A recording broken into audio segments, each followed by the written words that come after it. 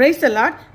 இரண்டு எஜமானர்கள் என்கிற உவமையை இயேசு ஏன் சொன்னார் என்பதை பார்க்கலாம். மத்திய 6 அதிகாரம் 24வது வசனம். இரண்டு எஜமான்களுக்கு ஊழியம் செய்ய ஒருவனாலும் கூடாது. ஒருவனை பகைத்து மற்றவனை சிநேகிப்பான், அல்லது ஒருவனை பற்றி கொண்டு மற்றவனை அசட்டை பண்ணுவான். தேவனுக்கும் உலகப் பொருளுக்கும் ஊழியம் செய்ய உங்களால் கூடாது.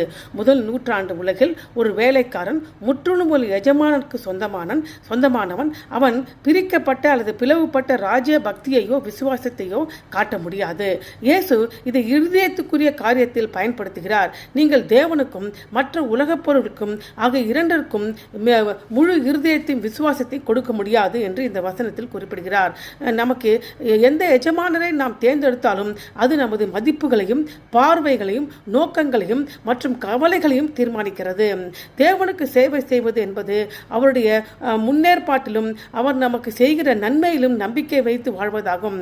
பணத்திற்கு சேவை செய்வது என்பதையும் தேவனுடைய முன்னேற்பாட்டை தவிர்த்துவிட்டு அவருடைய ஏற்பாட்டை குறித்து கவலைப்படாமல் நம்முடைய சொந்த பாதுகாப்பை நோக்கி நகர்வதாகும்.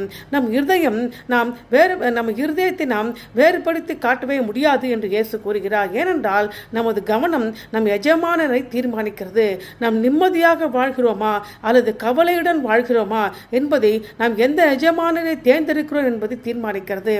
பணக்கார இளம் ஆட்சியாளர் நித்திய ஜீவனை விரும்பினான், ஆனால் செல்வத்தை மேலே பற்றை விட்டுவிட தவிர்த்தான். ஆகவே நித்திய ஜீவனை பெறாமல் பின்னிட்டு திரும்பினான். தேவனை விட பணம் அல்லது சூழ்நிலைகளை நாம் நம்பும் போது நமக்கு கவலை வருகிறது. வனாந்தரத்தில் இஸ்ரவேல் ஜனங்கள் உணவை பற்றி கவலைப்பட்டார்கள், ஆனால் தேவன் தினமும் மன்னாவை அனுப்பினார். கவலை பெரும்பாலும் தவறான நம்பிக்கையில் அறிகுறியாகும். பணமோ அல்லது பாதுகாப்போ நமது எஜமானன் என்றால் அதை இழந்து விடுவோம் என்கிற கவலையே நம்மளை தொடர்ந்து கவலைப்படுத்தும். தேவன் நம் எஜமானன் என்றால் அது நாம் அவரது பராமரிப்பில் ஓய்வின்றி முடிவெடுக்க முடியும். ஏனென்றால் பணத்திற்கு சேவை செய்வது கவலைக்கு வழிவகுக்கிறது. ஏனென்றால் செல்வம் நிச்சயமற்றது. தேவனை சேவிப்பது சமாதானத்தை தருகிறது. ஏனென்றால் அவர் உண்மை உள்ளவர். நீதிமொழிகள் 23:4-5 இவ்வாறு சொல்லுகிறது: ஐஸ்வரனாக வேண்டும் என்று பிரயாசப்படாதே, சுயபிக்தியை சாராதே.